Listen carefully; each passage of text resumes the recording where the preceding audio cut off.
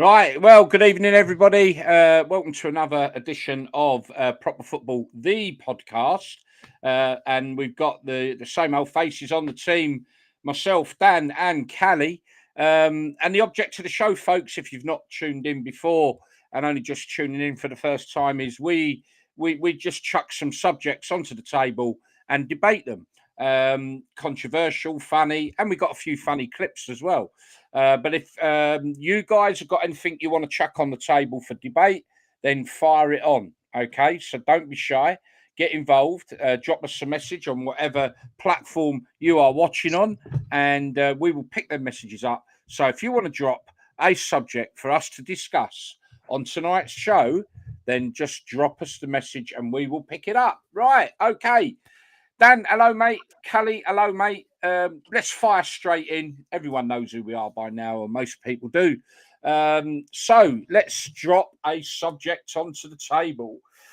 Do we do the real naughty one? Now, last week, Darren Ashley, Darren, if you're watching, hello.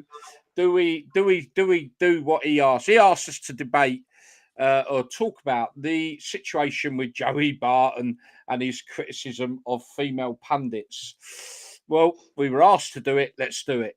I'm not a great fan of female pundits. There are some couple of good ones out there, but it's not for me. Is Joey Barton out of order? That's the question. I think some degree he is, but I do agree with a lot of what he says about it myself. I'm about to get bombarded with homogenous, whatever it is. Anyway, Dan, Callie, what are your thoughts?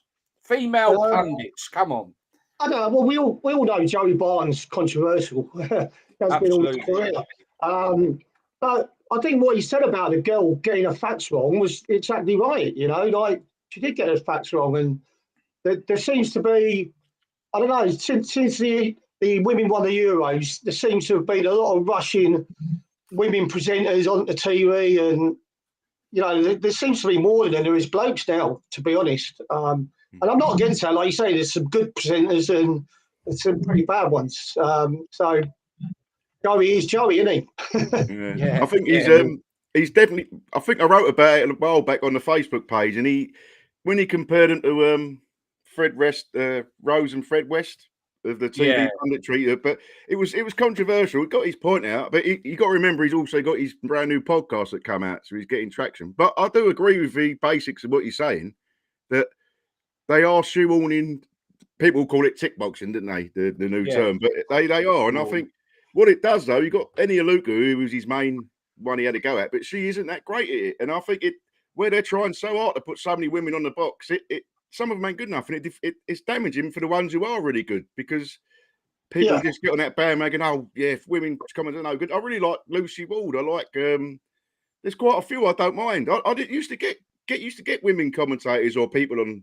Gabby Yoroff, or the anchor women, you can call them, but you never looked at them as a woman. You just watched it. But now you're specifically looking out for. It's just made it so much worse. So I think the problem is, and it's with a lot of things that's going on in the modern day, I think as well. I think the biggest problem is it's so clear that they are just driving an agenda, and it isn't natural progression to involve women in the men's game. You know, particularly at the same time. While the women's game is in its growth stages, they also then want to force this issue by putting women presenters on everything, and I think that's the problem. And this is, I think, the whole problem with women's football is they've tried to almost push it through with ways of doing things, and I think this is why a lot of people, including women, don't take to it. And I think this is a problem. Let it grow. It's taken 140 years for the men's team the men's football to be where it is.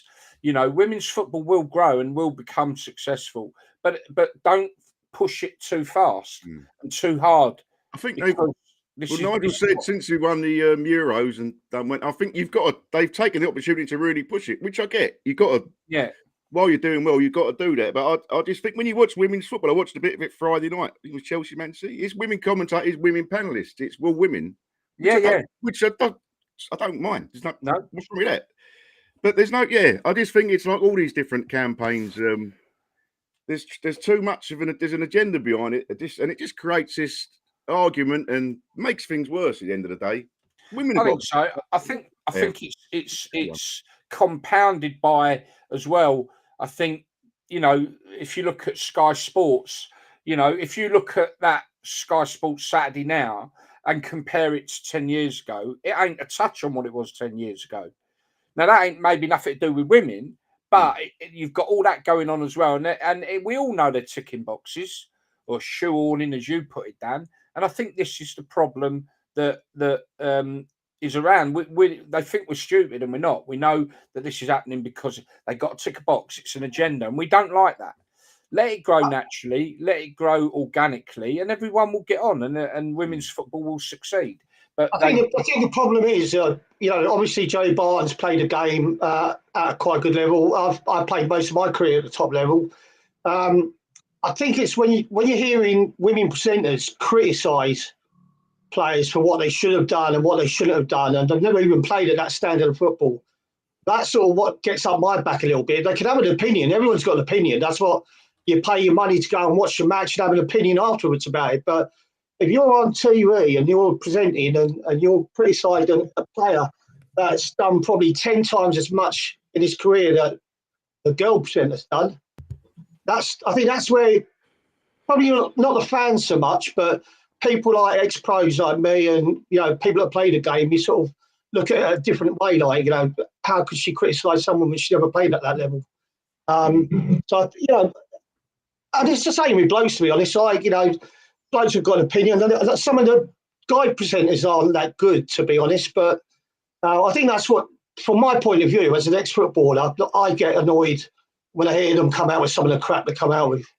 Yeah, I get. And there's been some horrendous, absolutely horrendous things that we've all seen go on. But I think from my point, I look at it, and all throughout football, the pundits are normally guys that have played top flight, Premier League. You know, you won't see someone who's played for Boreham Wood as a pundit on the TV. And I think that's the other thing. They're bringing in the women pundits who have played at the level, let's say, League One, League Two. I wouldn't give them League.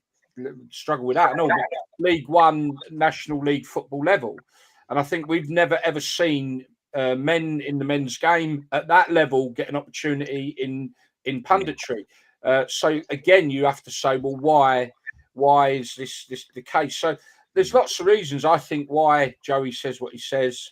I'm not sure he puts it very eloquently, and certainly I think the comment about Fred and Rose West was, I think, in all fairness, is wrong. It was tongue in cheek, but yeah, it's a bit.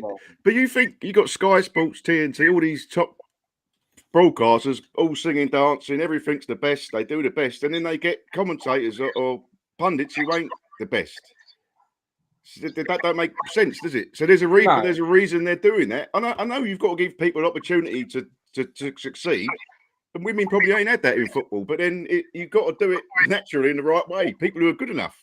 You've got thousands and thousands of ex-footballers. We've got one with us tonight who has played at the top level in Europe and in other countries as well. We know Nigel's played in South Africa. Where else have you played, Nigel?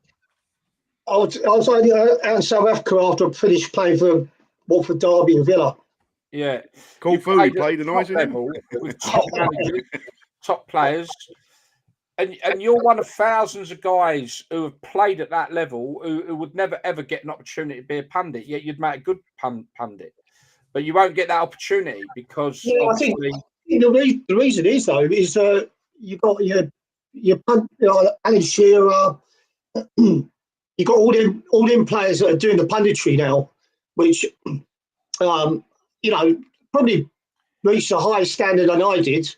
But when you look at the amount of ex-pros that have played at the top level, then you sort of got to whittle it down to who the top 10 punditry people would be. So I don't think I'd actually come into that category.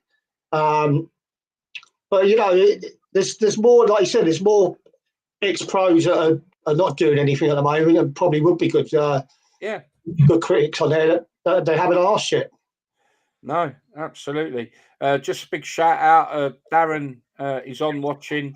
And I don't know if you want to catch this week's edition of Darren's podcast or vlog or whatever you call them nowadays.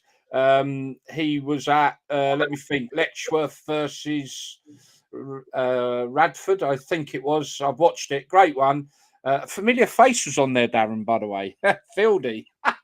Couldn't believe it. But anyway, if you want to catch that, really, really good vlog there up at Letchworth. No, I ain't seen it yet. I'm watching this show. Athletic. Let's go to Mark Alfie Moon. He's comes on my streams quite a lot, but he's a Watford supporter. But he does a lot not on the ladies' side of things. So it'd be interesting to know what his view on it was. He goes to most of the ladies' games at Watford.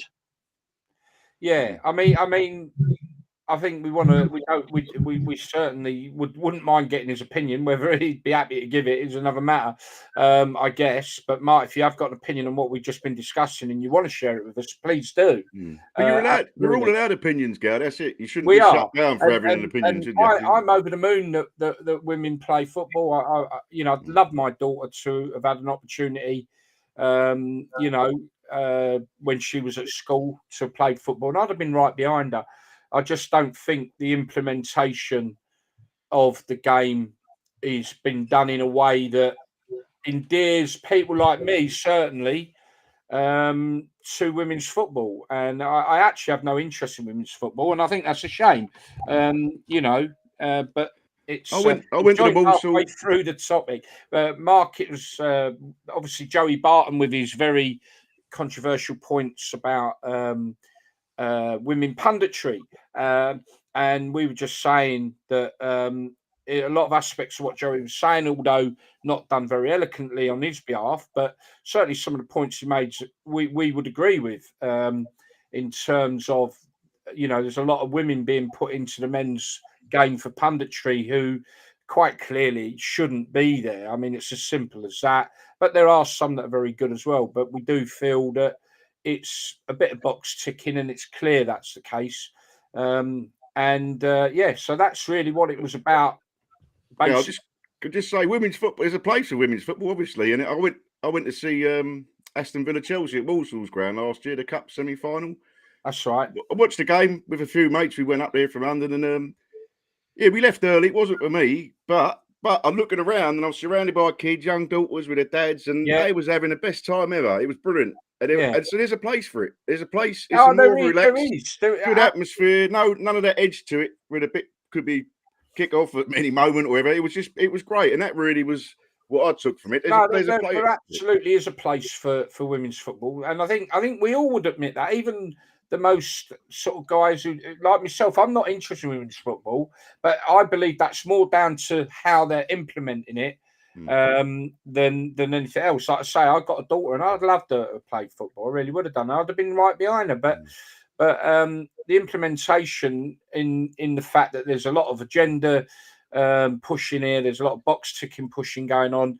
And I think as well, I worry a little bit about the financial side. I think in one of our shows last year, I said, and I think I brought it up with Greg as well, who has a lot to do with Billericay ladies. And I think for me, the fear of, we look at football and we mentioned it last week, there's a lot of clubs that are struggling. There's some got the administrators out now. And there's a lot of issues over money in the men's game. We all know there's an abundance of money at the top, but there isn't anywhere else. And there's a lot of clubs out there haven't got that money. And my fear has always been, because they're trying to push and push and push and push, a lot of the money to support the women's game is coming from the men's game. The men's game really needed the time to get its own act together to support itself. And then obviously, that's always been my worry about women's football. It's being pushed. Wage demands I don't care what anyone says to me. They say, oh, but no, women will start pushing for an away. We've heard women say they want equality of wages in football. Well, sorry, that's impossible. And that is another aspect that will turn a lot of people off of women's football if they start trying to get a wage demand for a product that doesn't have the revenue to pay for it. Even in the men's game, I'm not being funny, but the men's game is overspending because of ridiculous player wages. And I don't think there's many clubs actually do bring a revenue in to cover the running costs of a football club. They are reliant on the Arabs and on the Americans to finance it. Anyway, I'll shut up. I think we spent long enough on this women's. We spent long enough on this one. Your team, mate, Palace. Yeah. Should they be bringing in an age where managers like Roy Hodgson shouldn't be managing at his age? I mean, you can clearly tell the stress that he's going through at the moment. I mean, I've never seen anyone with bags under his eyes so much as him. But when he went to Watford, he failed miserably at Watford. I think he should have walked out. But do you think, like, when they get to a certain stage now, because of all the stress that is involved in football, where you've got to get results, you don't get time to get results, you've got to get them straight away. Yeah. Do you think when certain managers get to a certain age, the PFA should step in and say sorry? But after this stage, I think Steve Parish should have.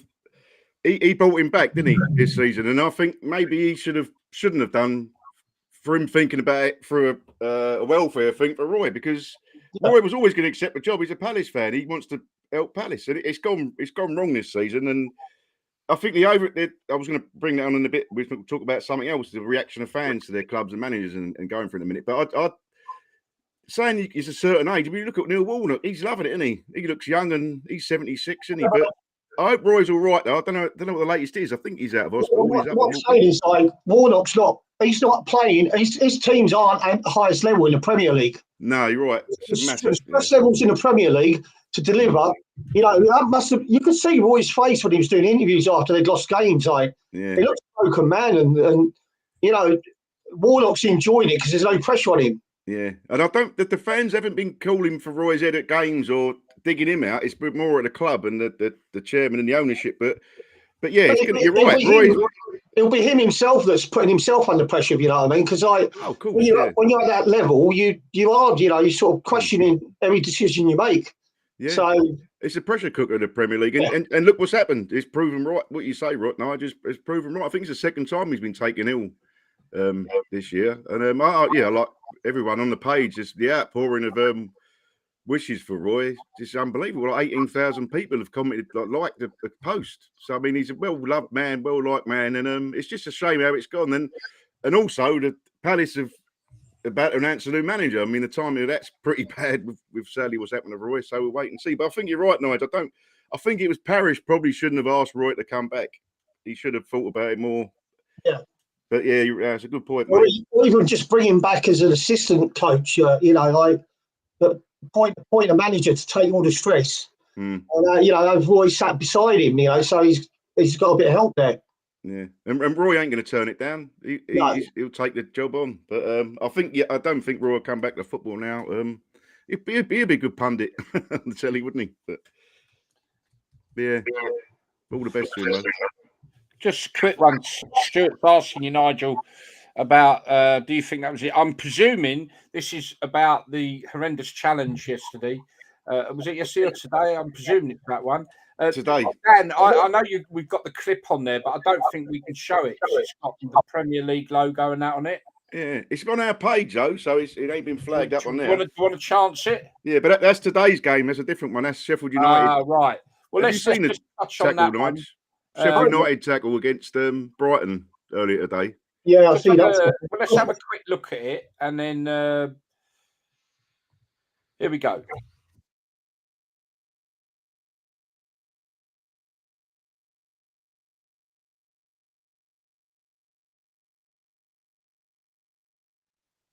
That's a disgrace. Absolutely disgraceful. He gave a yellow card, didn't he? No, the ref. He gave a yellow card, Nigel.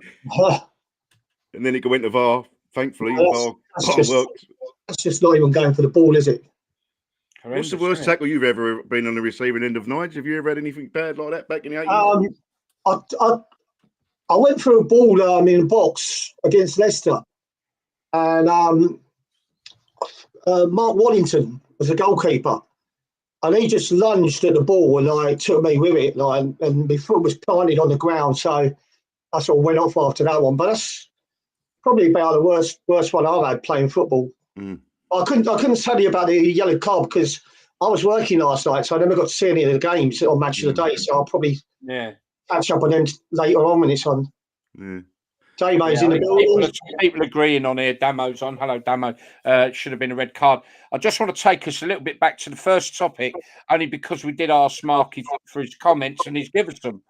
So I put them up on the screen there. There are a few points that have been spot on about in terms of some of the female pundits. So I think so. This is somebody, by the way, who does go and support ladies football. Some of the pundits shouldn't be pundits, and I think that's what we've said. There's some good ones, but there's some that are just appalling and shouldn't be there. There are some female pundits I do like. Yes, we've agreed with that. But in regards to the women's football, the whole system needs restructuring. I don't think it's all on there. Actually, bear with me. I think for the ground to move, for the game to move forward is what he's saying. So I think he's right. I think there's. I don't want to make the same mistakes men's football's made. Well, this is something we've said before. It's not a blueprint, is it? Men's football. Yeah, men's football has been really ragged by player wages. Agents, that's what's destroying football. The money involved, and the money all goes to the players. You know, there's never been a cap, and it's just we all agree.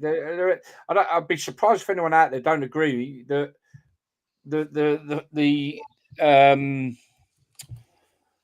money that players get is in any way sensible, because it isn't. It isn't at all. And anyone who believes it is, well, I don't know. I guess you must have a lot of money as well. But so just having a look, should have been a red card. Nicky Lewis is on. Let's talk about Taunton. I'd love to talk about Taunton, but you know what? We might have to leave the next show because I've done no homework. Jake Short said, let's talk about Taunton Town. Funny enough, I think they're in a bit of trouble, aren't they, Taunton? I think there's a few issues around Taunton Town. Definitely. Yeah, there is. There's some problems. Now, Jake, we know there's some issues down with you. I take it it's your club. Cracking little ground there, though. Nice little ground. I've been past it. But, yeah, I'm not sure what the problems are with your club, mate. But we'll do a bit of homework. The game was called off yesterday, so I don't know if that was just I think they're near the bottom. There definitely is. I think it's money issues. I think. Yeah, well, this is what we're coming back to all the time, aren't we? Money, money, money. Plenty of money in football, but only at very top end. Can I just follow on Nigel's point about Hodgson but we was going to talk about, like you said, about Leicester fans were digging out their manager yesterday. So Leicester losing 2-0. 2-1 at home. 2-1 was it at home to Middlesbrough? And the Leicester fan. Now, bear in mind, Leicester are running away with the championship. You know, they're running away with it, and the fans booed their players. Now, I know quite a few good Leicester lads, you know, and I've seen a lot of comments come from them, and they're disgusted with their own, and rightly so. They're absolutely disgusted with their own fan base. And really has divided the fan base there now. But how can they have booing their side who are running away with that league? They've lost. Do you know what, Leicester fans who booed yesterday? You're a disgrace to your club. You've got a great club there. You're an absolute disgrace. You should hang your heads in shame. You really should. But let's get it right. You can't win every game. Nobody wins every game. Well, Greg, no matter how good you are. Greg mentioned this last week. Greg was on. He's on our part of proper football. He said that there's been Leicester fans ain't happy about the style of football or something. He said something ain't right there, and you just think, well, do you want to win or not? When I played for Watford, GT had all these facts and the way he thought about things, and he said sometimes if you playing a team that's won 10 games in a row, you're probably better off playing them on the 11th game, because the law of averages say at some stage you've got to lose a match. Yeah. So, you know, no team, hardly any teams go through a whole season winning every single match and not losing a match. So he said sometimes you might be at the bottom of the league, you're meeting a team at the top of the league, but if they won about 10, chances are at some stage they've got to lose a game. And then you're right about the fans. I mean, come on. I mean, if there's only 3 points difference in them and the next team, I could understand them getting a bit frustrated, squeaky bums, but come on. I mean, they could sit back with a bloody drink in their hands and watch the match and enjoy it. They're that far in front. They're not going to get caught. I mean, we're always fickle. Football fans are called fickle. We've all done it ourselves, haven't we? But you look at Palace fans have blown up against the ownership of the club. Some good points, but the banners, I'm a bit I don't really like the banners. So they split the support at Palace. You got it at Everton. With Moyes at West Ham. There was Moyes out banners at Forest. I mean, Eddie Howe's getting loads of stick. I know that you've always have to give managers a stick, but it seems to be fans are so quick to jump on it now.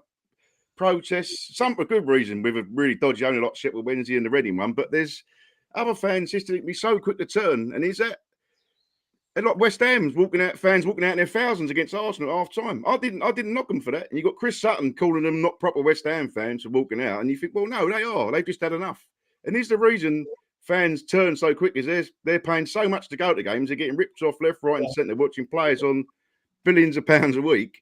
Is that why fans are turning so quick? Because they've just had enough. Yeah. Do you know what? It ain't like what it used to be years ago, is it? When Nigel was on the field, you know, Nigel wasn't on planet bloody Jupiter. I won't say the other planet I used to use. I've got recognised for that. Planet Jupiter, right? They're on planet Jupiter when Nigel used to be in the street next to us. You know, this is the difference. So I sort of do get why fans. I don't agree with the Leicester fans because they are running away with their league. That is ridiculous what they did, and a lot of good Leicester fans that I know are really not happy about. They're older lads, gals, aren't they? Our age, bit older. They're older lads, aren't they? So are you younger fans who the modern day fan? I think we had this discussion last week about modern day fans. You've got the social media is massive thing, isn't it? 24-hour sports news. So the build up gets quick, then it phone-ins on the radio. Shows like this. I can't compare it to talk, obviously, but I do hear what you were saying, Dan, in that, you know, these players are on so much. I don't go to watch football at that level. I won't go because I'm sorry. I'll be a hypocrite. I don't like modern day football. I really don't like the money that the players get. I think it's disgraceful and ridiculous. There's no way anyone can warrant the money they're on. No way anyone can say to me, "Oh yeah, but it's a short career." Well, I'm sorry, not that money, you know. Or well, you know, they're good at what they do. No, I'm sorry, you still don't warrant that sort of like 250 grand a week. Behave. The only people that can tell that will say that to me are people who've got too much money in their own pockets anyway. As for working class people, they must look at that and think, well, hang on a minute. They're asking me to pay 60, 70 quid to go and watch a game of football. And so I sort of... Remember the Tottenham fans who walked out at Newcastle? Was they 5-0 down at half-time last season? They walked out. I'm going to be honest with you. I don't think there's any clubs that if they're that far down at half-time, there isn't a club that wouldn't have had fans walk out. That isn't just a West Ham thing. No, of course it ain't. Palace done it. I walked out early on the FA Cup, which I never dreamed I would in all my life when we were getting absolutely annihilated. But that was down to the fact that I didn't believe at the time the players were giving it the full commitment to the FA Cup final. We were like 5-0 down. And I think I walked out after 4. I'd had enough and went to the pub. Yeah, but you've lost interest in it, haven't you? I ain't ashamed of that because at the end of the day, you're watching players on crazy money, and when they don't want to put the effort in the FA Cup final, they deserve you to go. Bollocks, I'm off. I'm sorry, you don't deserve my support, and I'm sorry, I love my club. I don't love necessarily.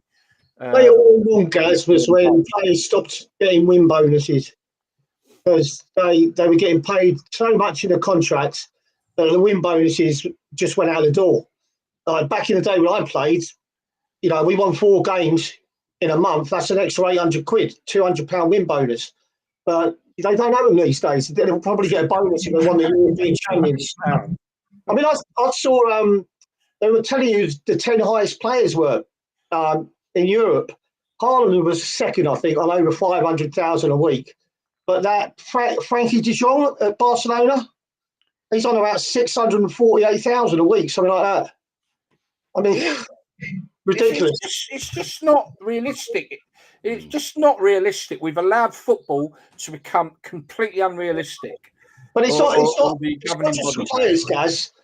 I tell you, all this started getting stupid when too many agents became involved. Oh yeah. They're the ones who are asked, because they're not asking for a player's wage. They're asking for their cut as well. Yeah. So this is the agents. They're the poison in the business at the moment. Someone like against them, they're the poison. They're the ones that are getting players stupid money. Until the football authorities are prepared to grow a pair of bollocks and do something about it, it's never going to change. And unfortunately, and it's something that is quite evident with the amount of non-league that we look into. Darren, shut up. That's Dean. Dean Ashby, he's my mate now. Darren, he's on a wind up. Come on. Fair play, Dean. Yeah. Get in there. You've got to say something. They should be played more. The problem with player wages that sit in the Premier League and Championship, it is replicated in non-league football. And non-league football's in a bit of a state as well, because you've got, how do you put it? You get owners that buy into non-league clubs that I own a football club. Someone who's got too much money, a bit like Dean must have, Dean, you're going to get it back, mate. Dean must have too much money, but they invest in non-league clubs with their money because it's a bit of a toy, a bit of a trophy for them, And there's quite a few out there that have done this. And the problem is you've got players in non-league that are getting, I'm not even going to talk about National League because they're on some stupid money as well in comparison. But you look at, should we say, 5, 6, 7, that sort of level tier. Some of them getting like £600 a week, if not more. Yeah. And what you're finding, and this is I can tell you this because I've had a conversation with certain people involved in non-league football at clubs, and you've got players that are dropping down the league and earning 3 times as much as they were in the league above them because that club has got itself a little sugar daddy. So you've got a hugely uneven level playing field down in the non-league scene because you've got clubs that simply cannot pay that level of wage. But you get clubs who try and compete and then probably outstretch themselves. And that's exactly the problem. They do try to compete with these clubs that have got a little bit of money that probably won't last more than a couple of seasons either. And they try and compete and try and put money in, get players in. And then they end up going into administration. Someone made a good point on a non-league page, and he was saying, like, you get teams like Wealdstone, Halifax in the National League, but they're always solid. They don't overspend. They're well-run clubs. They're not going to come up. They might flirt with the playoffs, but they're a solidly well-run club. Then you get other teams who spend loads of money and get in financial trouble who don't. So it's down to the clubs to run themselves properly. But I want to mention about Farnham Town, Gal, who step 16. They just broke the British record, 22 wins, 22 games for the start of the season. I don't know how they got on yesterday. But they've so they're absolutely pissing the league. But they bought players from 2 steps above. They're playing big. So it's a money club. But should there be a salary or a wage cap, financial fair play in non-league? I know it'd be hard to run it, but the word financial fair play. Let's just think about that word, right? Or them few words. Financial fair play. Is it fair that 1 or 2 clubs in a league have loads and loads of money when the others don't? Is that financial fair play in basic terms? No. If you've got the money, why can't you spend it? I guess that's like Newcastle. They've got gazillions, but they're not allowed to spend it. Well, I don't think it's such a problem if these guys that sort of get involved with a club and give them a cash injection. So long as they're trying to go up and they're willing to improve the ground as they progress, not just a case of buying players to get them up. If they're going to take the ground and the club and the players up to another level, then you've got to pay the money out. But like you said, some of them down at that end of the league, 2 good players can make a difference. Mm. So they've only got to really get a couple of good players, pay them decent money. And I think in most leagues, the clubs that are doing well are the clubs that have got money. It's the same in most leagues, I suppose. You can only live to your plate your means, can't you? I mean, generally over the years, with the team with the most money, the biggest fan base, not always, but they generally are the most successful. That's how it is, isn't it? It's always going to be I that. played for Stafford Rangers for a little bit when Dennis Booth was in charge. And when I came back, I started off the season with them. And I think we'd just beaten Lincoln in the first round of the FA Cup. And we were doing well in the league. And I was in the lounge having a drink, and one of the directors was in there. And I said, we got a good chance of going up this year. And he went, oh, no, we don't want to go up. And I went, why? He went, we can't afford to. Yeah. So, I'm saying, well, you ain't going to get players coming in if you've got no ambition to go up. So, it's catch-22. Yeah, and we I think we was made aware of a club or a couple of clubs last season in non-league football that actually requested not to go up. They'd won their league. Yeah. And they said they just couldn't afford to go up. You think the ground improvements you've got to make? So I must just take us back to Taunton Town, chaps, because a few people have made comments.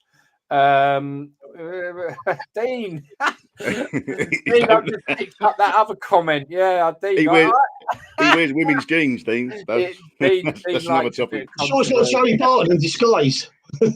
Lee's on Nigel as well. Lee Cusack's on.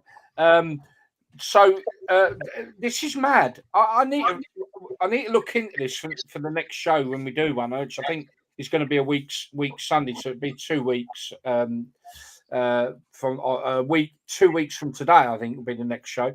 Taunton are in trouble there under a transfer embargo at the moment. So yeah, there is some financial problem. But Darren's just let us know the game was called off yesterday because the Maidstone fans were taunting the Taunton.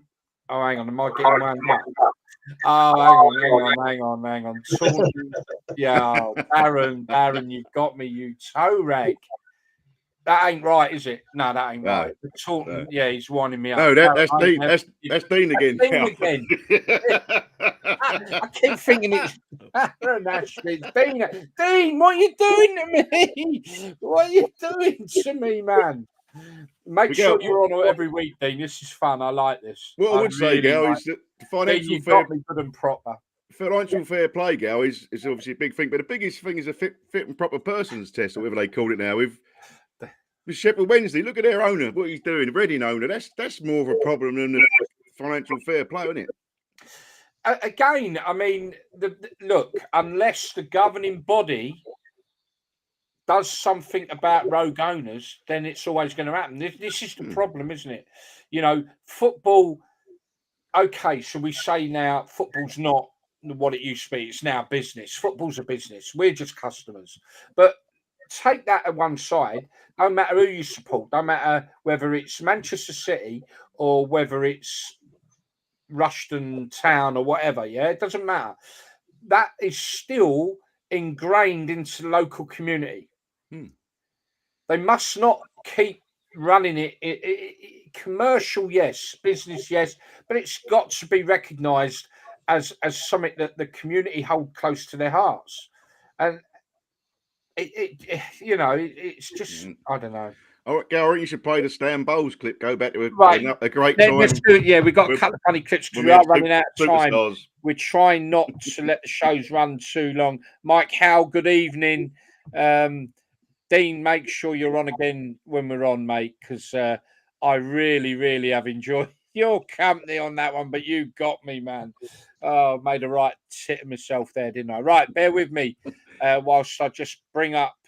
So this, I'm guessing, Dan, is for those of a certain age will remember Celebrity Superstars. It was just Superstars, wasn't it? It's got to be, yeah, it's got to be. Celebrity Superstars. People of a certain age will remember this.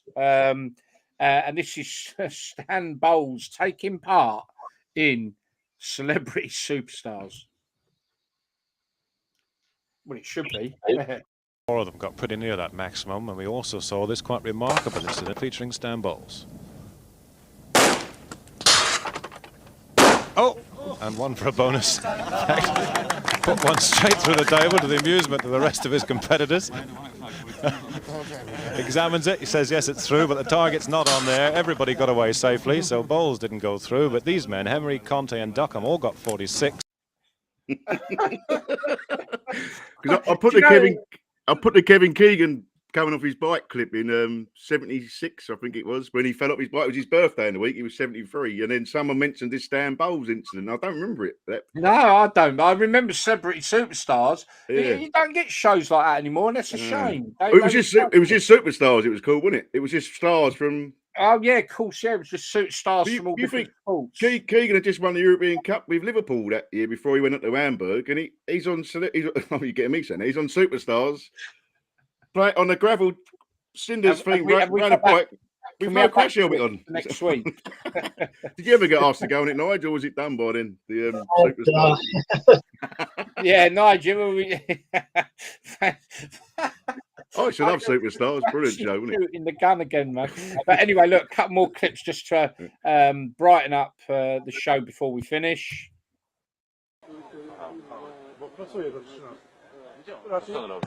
Nie wiem, jakieś tam pudełka składać.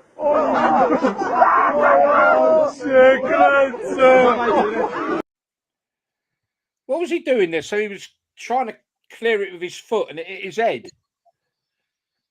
He went to kick it and it's just direct. It's just hit his head, miles. That was an own goal as well, wasn't it? Yeah. Oh yeah, an own goal. Yeah. Right, one more then.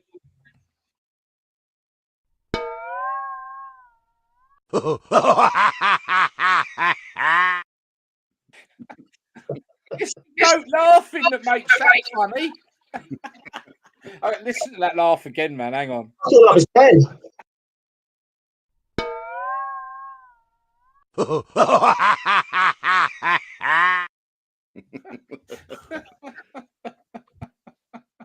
It's the geezer's laugh. Seriously. Just a couple of things to touch on. I think we mentioned Darren's vlog.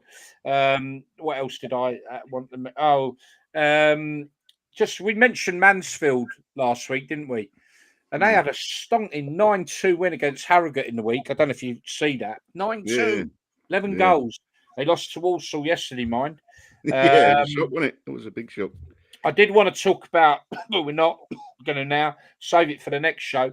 I did want to talk about the introduction of the 3 and 4G pitches in non-league football, and there's many more clubs look like, but there's a lot of issues around financing for that I wanted to bring up that I learned from sources at different clubs, and I did want to touch on the England kits again, maybe save for next week.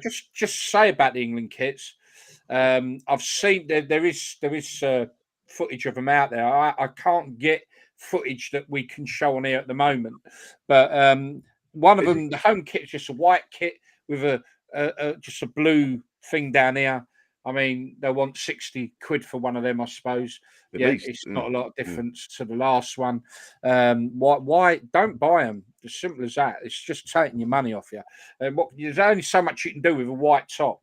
But then the second kit or the away kit, I don't get it. I'm just going to mention it and have a think about it. I'll try and get some photos. I don't know if you guys have seen it. It's like a mauvey coloured top, I think, or some sort of blue, maybe. And then it's got all dodgy colours, yellow. We've shared it on the page, Gal. We've shared it. Oh, it's a real. And do you know the one colour? Now, our national flag is the St George's Cross, which is red and white. Yeah. And even in the home kit and this absolute, I mean, yeah, all right, I know the league colours, but this is our national side now. They don't need a jazzy kit with brown and yellow and all that up the side. Do you know red, part of our national flag, is not represented on any kit that England are going to be wearing? It should not. I'll save it for next week. Question is then, Nigel, you can have your say as well now, but next week, people, have a think about it. Should not the national kit be representative of the two colours, red and white? red tops is what we won the 1966 World Cup in. We now have England tops that have not got any red whatsoever in them. Is that right? Is that wrong? Or don't it really matter? You know, they should have ready. But again, it's business, isn't it? It's a money business. The people who are producing the shirts, they don't care about heritage and all that lot. They just want to make money. So they'll be looking to come out with something different all the time, even if it means going against the colours that we've always played in. Yeah. So I don't think you're ever going to change it, Gaz. It's just no. We can just moan about it, I suppose. yeah. Which I do all the time. Quickly then, Nicholas Potter. Any of you guys watching the Man City Chelsea match yesterday? Yeah, I went up to Preston Blackburn yesterday just for a ground up with a couple of mates. Yeah, Lancashire, brilliant game. But yeah, after the game, we went. It was with a couple of Chelsea lads, and we watched the Chelsea Man City game, and it was a good game. Chelsea were really good. Bit unlucky in the end to not hold on. I mean, Man City were over them, but it was a good game actually. Quite enjoyed it. Yeah, was there not a disallowed penalty right at the end for Man City? I didn't see that. We had to rush back and get the train, so I didn't see there that. Was. I don't know the ins and outs of it, so I can't comment. But I believe there was a penalty not given right at the very end. And I think their equaliser was the last minute as well, wasn't it? All the guys, they've all gone up for the ball, and as the ball's dropped, it's hit the Chelsea player on the arm. But I don't think it was a penalty, even though I like City, because the guy was sort of falling backwards after he jumped, so he's not really got any control of where the ball hits his arm or anything like that. So I think it was the right decision. But I think City done enough to win it. You know, Haaland missed a sitter, he missed a couple of sitters. So yeah, and Chelsea are just like Jekyll and Hyde at the moment, aren't they? You know, they'll turn up for that game, and then next week they probably won't even turn up again. Yeah. Yeah, that's the England kit they need to bring back, mate. Yeah. Especially the away one. Like I say, I can't believe that we've got no red represented in any of the kits that they're going to be wearing out in the Euros. And as for the stupid colours down the side, it looks like a tartan girl. It looks like a Scottish kit. It's Scotland it's kit. Ridiculous. Please, people, comment on that next show. We'll bring it up at the beginning, and I don't know if we can do a little poll or something on that one. Do you think it's wrong, or do you think just shut up and get on with it, boys? Yeah, before we go, can I just mention our website? There's a few stories going on there this week, and it's Dole Square FC. We've had the lads on before. We've got to get them back on. Yeah. The team who set up, they're disgruntled with Arsenal and what's going on a couple of years ago. But anyway, they one of their fans, I'll get this right, they're step 8, I think, Dole Square FC. But they had a fan come over all the way from the Arctic Circle, very north of Sweden, flew 1,000 miles. He's in their fan club. It's his first game. He choked 1,000 miles. He came over to watch them last week on a Tuesday, and he see him win. And he loved it so much he stayed on for the rest of the week. And they won in the cup yesterday, and all. So well done to them. Yeah, just so people are aware, Dole FC are the club that was formed by disgruntled Arsenal fans, and we did it. I think in our YouTube channel, there's the interview. Really, really interesting. Some of the stats that they were able to produce on our fans getting ripped off at Arsenal. So and that's they decided to form their own club. Fan-owned club. Yeah. And also there's a story on the website about the Dad and Footy Son Adventures. It's a Facebook page. Scottish guy called Dean and his son Reese, and they just travel around all the country, all the non-league. They've done a 2-day tour of Scottish Island clubs. Oh, yes. It's brilliant. For one, you got a dad and son going to football, which I love that. They do stadium tours and just go to so many grounds. And that's on their website. I know if people want to check it out. It's a great little story. And you should follow their page and all, Dad and Footy Son Adventures. I'm sure, yeah, because I think they're Rangers supporters, if I'm right. Yeah, that's right. And they went to Celtic, and they give him a Celtic top, the young lad, and I see him carrying it around. So I wonder if that got did he? I wonder. But just mention on that as well.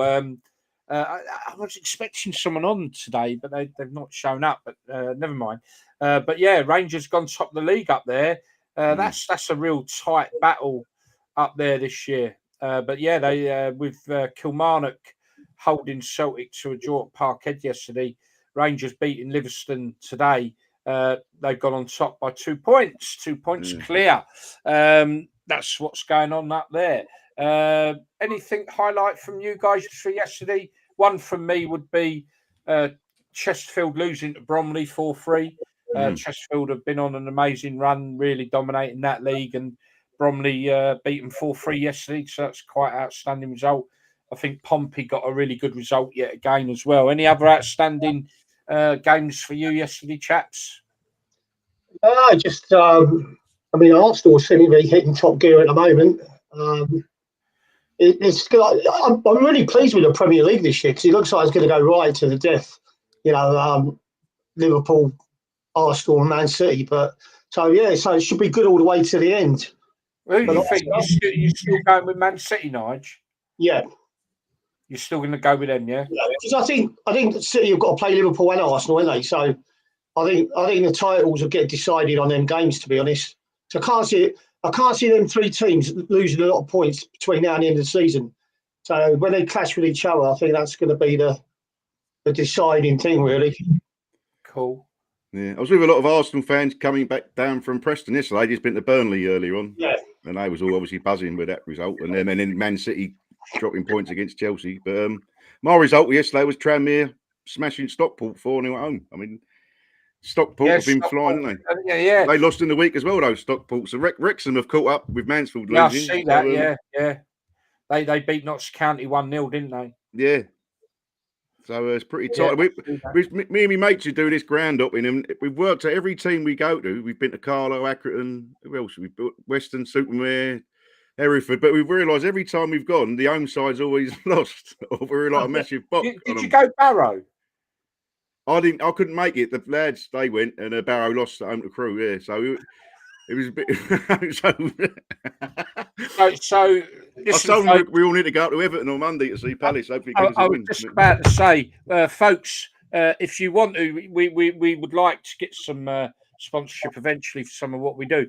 But what we are doing now, we're selling the train ground hoppers. I don't know what else to call them. Train driver ground hoppers. We are going to sell them to the highest bidder for any club that you need to lose, and we'll send them there. Carlisle must hate us. Great there, and I don't think they've won a game since about 2 months ago, and they're detached at the bottom. Oh dear. Chelsea got to play Liverpool next Sunday in the FA Cup final. League Cup final. Yeah. Okay. Right. Listen, folks. I just want to reiterate again. We drop subjects down and we talk about them. You guys can absolutely do the same with us. Drop it on the messages and we will open up the discussion on whatever it is you want, as we did with Taunton, as best as we could. We might look into that a bit deeper for the next show as well. But please check out our website and all our other platforms. Dan and Greg do a magnificent job. Check out Nigel on Mixcloud as well. All they got to do is what they got to do again, Nigel. I must get it up. Just go to my Facebook page and click on the link. Yeah, go to Nigel Callahan. Is it under your Facebook? Is it under Callie or is it under Nigel Callahan? Yeah, it's Nigel Callahan. Yeah, Nigel Callahan. Check it out. Some banging tunes every night of the week, except Friday, because he's out busy. Just one word from me, Darren. I really did enjoy your vlog yesterday, but say hello to Fieldy for me. I couldn't believe it when I see him. That was a blast from the past. That's it. Keep an eye out for when our next show is. Also, just want to say that we will be starting up Proper Football Under the Floodlights, which is direct interviews with various people. So they'll be starting at some point shortly as well. So look out for them. Until the next time, folks. Nigel? Yeah, have a good week. I've got a few of my lads on here that come on my Mixcloud stream anyway. So I'll catch you guys later on, around about 9:30. Well done. Dan? Yeah, Palace got a massive game Monday, tomorrow night, away to Everton. 6-pointers. So hopefully they can cheer me up this week. But yeah, no, good show, mate. And we'll see you in a couple of weeks. Yeah. Okay, folks. That's it then. All the best. Have a really safe week. And look forward to seeing you all again or hearing from you all again soon. Cheers now.